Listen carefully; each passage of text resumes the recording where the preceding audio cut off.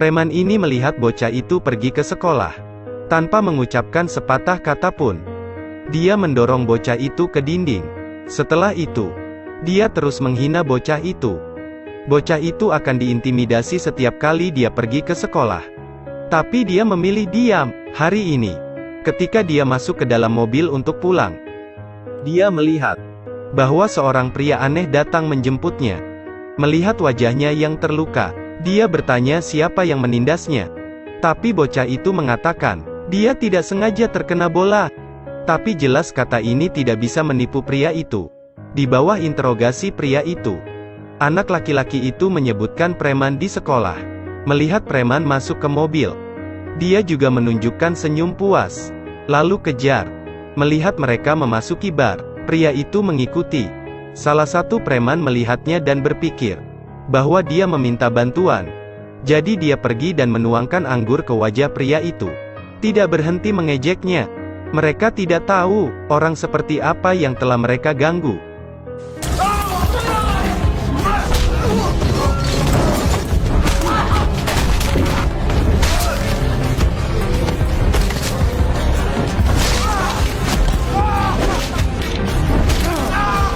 Dalam waktu kurang dari 2 menit, pria itu sudah menyelesaikan semuanya. Sesampainya di rumah, dia memberitahu bocah itu bahwa di masa depan, jika seseorang menggertaknya, dia harus melawan. Jika tidak, dia tidak akan pernah bisa mengangkat kepalanya. Pada hari berikutnya, preman itu terus-menerus mengganggu anak itu. Dia menikam lehernya dengan pena. Kali ini, anak itu tidak menahan diri lagi.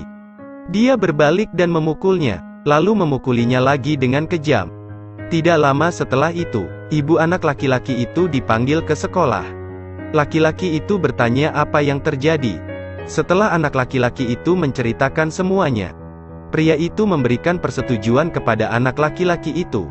Kemudian kepala sekolah ingin mengeluarkan bocah itu. Ibu panik ketika dia mendengar berita itu. Pada titik ini, pria itu berbicara kepada kepala sekolah. Bocah itu hanya membela diri saat diganggu. Jika sekolah berpikir itu salah anak laki-laki itu, dia tidak takut mengundang pengacara dan reporter untuk membuat masalah besar di sekolah. Sampai saat itu, untuk meredakan ini, yang dikeluarkan pastilah kepala sekolah. Kepala sekolah ketakutan. Jadi dia menyuruh anak laki-laki itu untuk menulis review saja. Keesokan harinya, saudara perempuan anak laki-laki itu tidak sengaja mendengar pria itu berbicara. Dia mengatakan kepada pihak lain untuk segera membuat paspor palsu untuk melarikan diri. Begitu saja, gadis itu mulai meragukan jati dirinya yang sebenarnya. Jadi pada malam hari, dia diam-diam mengambil telepon pria itu, ingin melihat rahasia yang dia sembunyikan. Hanya sedikit orang yang tahu bahwa apa yang dia lakukan membawa pembunuhan ke seluruh keluarga. Saya belum pernah melihat pria sombong seperti itu. Dia berdiri di depan seorang pedagang senjata dan berkata, "Saya akan membeli semua senjata itu." Tapi dia tidak mau membayar, tetapi membunuh mereka. Pedagang senjata menjadi marah setelah mendengar itu. Segera cabut pistolnya. Kemudian detik berikutnya, setelah itu, dia membidik tepat ke pria bertopi di sebelahnya. Tapi senjatanya kehabisan amunisi. Melihat itu, pria bertopi segera kabur. Pria itu perlahan mengeluarkan amunisi dari mobil. Kemudian isi peluru dan arahkan ke pihak lain. Pria ini tampak seperti seorang veteran. Tapi kenyataannya, dia adalah pembunuh berdarah dingin. Pada malam hari, pria itu kembali ke rumah. Seolah-olah tidak terjadi apa-apa. Pada titik ini, Xiaomei menjadi curiga dengan pria yang mengaku sebagai rekan kerja saudaranya. Setelah dia bertanya kepadanya, tentara tersebut mengatakan bahwa pria tersebut telah meninggal setahun yang lalu. Untuk mengetahui identitas asli pria itu, Xiaomei diam-diam mengambil ponselnya, kemudian ambil foto nomor telepon di atas. Ponsel pria itu tiba-tiba berdering. Xiaomei sangat ketakutan, sehingga dia segera meletakkan teleponnya. Kemudian bersembunyi di kamar sebelah. Baris berikutnya, pria itu membuka pintu. Pria itu dengan hati-hati mengangkat telepon lalu keluar. Kemudian dia berdiri di depan pintu. diam-diam mendengarkan gerakan di dalam ruangan. Saat ini, Xiao Mei bersembunyi di balik pintu dengan keringat dingin. Untung saja pria itu tidak mengetahuinya. Keesokan harinya, dia langsung meminta adiknya untuk memeriksa nomor telepon milik siapa. Melalui penyelidikan, sang adik menemukan bahwa pihak lain adalah seorang ahli bedah, dan lisensi medisnya telah dicabut 2 tahun lalu. Sang adik segera menyimpulkan, apakah pria itu pembunuhnya atau bukan?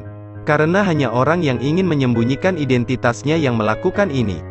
Tetapi dia tidak takut, karena setelah beberapa hari saling mengenal, anak laki-laki itu berpikir bahwa kawanan itu tidak menyakitinya. Jadi dia diam-diam memberitahu pria itu bahwa saudarinya memintanya untuk melacaknya, dan mengatakan dia tahu identitasnya, tetapi berjanji untuk tidak memberitahu orang lain. Namun dia tidak tahu, dia mendorong seluruh keluarga ke dalam jurang kebinasaan kekal. Di sisi lain, tentara sekali lagi menelepon Xiao Mei. Dia memberitahu Xiao Mei bahwa pria itu adalah mesin pembunuh yang dilatih militer. Setahun yang lalu, dia memalsukan kematiannya dan melarikan diri. Otaknya tidak bisa mengendalikan dirinya sendiri. Begitu identitasnya terungkap, dia langsung membunuh lawannya. Dia juga memberitahu Xiao Mei untuk tidak bertindak tergesa-gesa. Mereka akan mengirim unit khusus ke sana untuk menangkap pria itu. Waspadai bahaya. Xiao Mei buru-buru memberitahu orang tuanya tentang hal itu.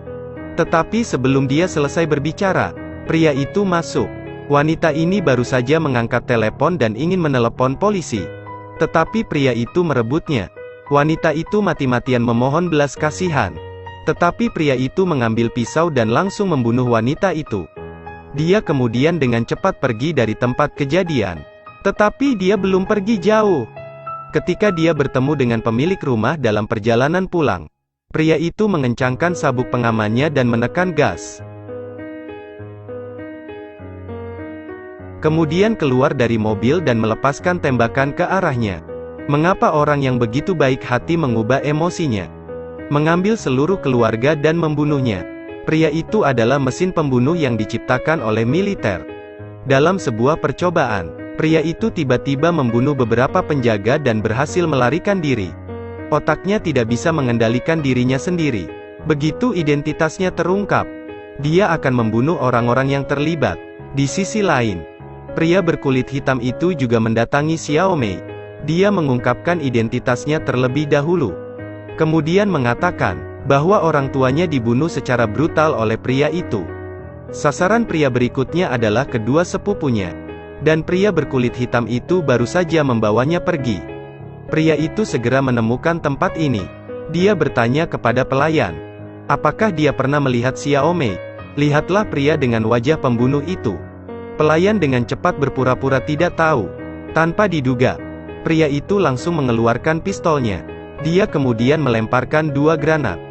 Kemudian dengan cepat melarikan diri dari tempat kejadian. Saat ini, pria berkulit hitam membawa Xiao Mei untuk menemukan adiknya.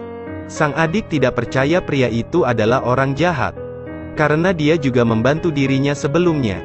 Xiao Mei hanya bisa membawa orang tua yang dibunuh oleh pria itu. Bocah itu akhirnya mempercayai saudarinya. Begitu dia selesai berbicara, pria itu menemukannya di sini. Saudari itu segera menyeret saudara laki-lakinya ke ruang utilitas lalu menguncinya. Dan dia pergi untuk memikat lelaki itu. Old Black baru saja melangkah keluar, dan lengannya dipotong oleh pria itu. Lalu dia jatuh ke tanah. Setelah beberapa saat berjuang, dia kehilangan terlalu banyak darah dan mati. Pria itu memutar pistolnya secara provokatif ke belakang, lalu mengejar 2 lainnya.